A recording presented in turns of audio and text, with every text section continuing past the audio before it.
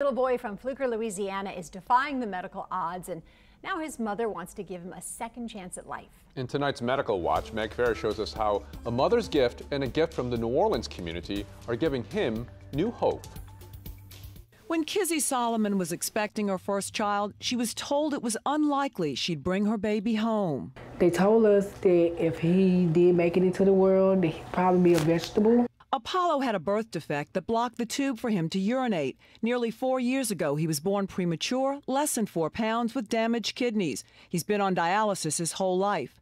This week, Kizzy will give Apollo one of her kidneys for surgeons at Children's Hospital to transplant into his little body. I will do anything for him.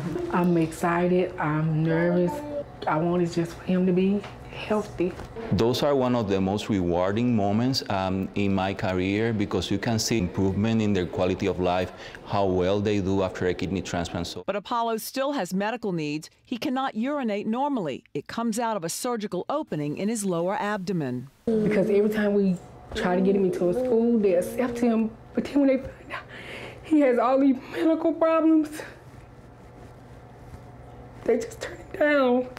So Kizzy hasn't been able to work for 3 years. So the new family center, just opened today with funds raised from the Hogs for the Cause Food and Music Festival, is life-changing. She and other families can stay on Children's Hospital campus while healing away from home. Hogs founder has pledged $2 million to the cause. Being able to just relieve some of those emotional and financial burdens, it's tantamount to help that physical healing. It gives Kizzy more hope for Apollo, who walked at 8 months even though she was told it would take 6 years, and who at 3 can spell and count without going to school. I just want people to know that when you see kids that are different, just give them a chance. Meg Ferris, Eyewitness News, Medical Watch.